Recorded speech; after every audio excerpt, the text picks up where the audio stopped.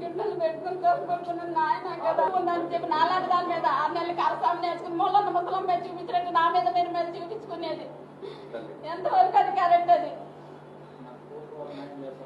Court వాళ్ళు న్యాయం చేయమని చాలా వేడుకుంటున్నా దయచేసి వాళ్ళు కూడా అంతా కూడా అమ్మ న్యాయం జరిగిందని చెప్పి ఇన్ని రోజులు నేను తిరుగుతానే ఉన్నాను సార్ వాయిదాకి నేను తిరుగుతున్నాను వాళ్ళు వచ్చినారు లేదు ఖచ్చితంగా వెళ్ళదు నేను మంచినే కదా సార్ నేను గుట్టను లేదనేసి తను వదిలేసుకుంటాము నాకు నా భర్త నన్ను ఎంతగా చూసుకుని నాకు తెలుసు నేను నా భర్త కోసం న్యాయం చేయాలని వేడుకుంటాను కదా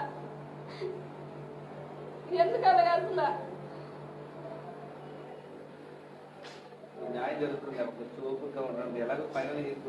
ఏం సార్ నలుగురు ఎత్తుకొని వెళ్ళిపోయారు ఏదో నేను వెళ్ళి ఎలా తెస్తాను సార్ ఒక ఆడదా నేను వెళ్ళి ఎలా తెస్తాను నలుగురు ఎత్తు మేలు సాక్షులు ఎత్తుకొని వెళ్ళిపోయారు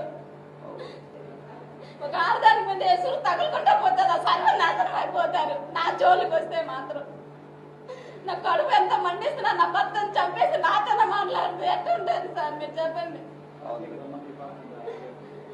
మళ్ళీ వచ్చి నా దగ్గరకు వచ్చి అడుగుతాడు నేనెవరో తెలుసా అంటాడా గజ నేను ఆటో దొరికిన దగ్గరకు వచ్చి నేనెవరో తెలుసా అని అడిగాడు సార్ ఎట్టుంటుంది మీరు చెప్పండి సార్ నా మొగుడు చెప్పేసి నా దగ్గరకు వచ్చి మాట్లాడాడు మేడ మూసుకొని రోజు నువ్వు ఫస్ట్ బయలుదేరేడు నుంచి అని చెప్పా బెదిరిస్తా ఉన్నాడు సార్ వచ్చి ఆటో దొరికిన దగ్గరకు వచ్చి బెదిరించాడు వాడు.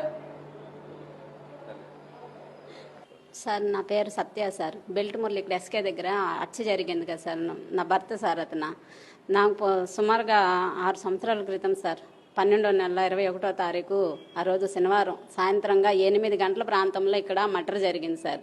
భార్గవ విషయంలోనే 2వ ముద్దాయిగా నా భర్త ఉన్నాడన్న అనుమానంతో నా భర్తను కేసు పెట్టారు. దాని నెల వచ్చిన తర్వాత 6 నెలల తర్వాత కొన్ని రోజుల తర్వాత మేము ఇటు కాపురం వచ్చేస్తాం సార్. చంపేస్తామని బెదిరించిన తర్వాత మేము ఇక్కడ కాపురం వచ్చేసి ఈడు ఉంటున్నాం జీవనం సాగించుకుంటున్నాం.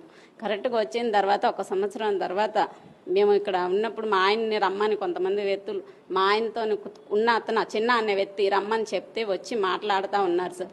మాట్లాడుతున్న ప్రదేశంలో వెనక నుంచి వచ్చి ఇనప రాడ్లతోని కత్తులతో ఇక్కడ తల మీద కొట్టి వెనకంతా పొడిచి రక్త మడుగుల్లో ఉన్నాడు సార్. నేను వచ్చేటప్పటికే అక్కడ నడి రోడ్లోని కనీసం ఒక మనిషిని కూడా వచ్చి ఇది అనుకుంటాం ఎంతమంది గుంపు వచ్చి నరసింహ మళ్ళీ కొంతమంది వ్యక్తులు ఇంకా చాలామంది ఉన్నారు. నాకు చెప్పడానికి నోరు రావట్లా. అలా చంపి చేసిన దానికి ఇంత నా భర్తను నడి రోడ్లో చంపేశారు. నా భర్తను చంపిన వాళ్ళకి శిక్ష పడాలని నేను ఆ రోజు వెళ్ళి కేసు పెట్టి కేసు కోర్టులో నడుస్తూ ఉంది సార్ ఇప్పుడు.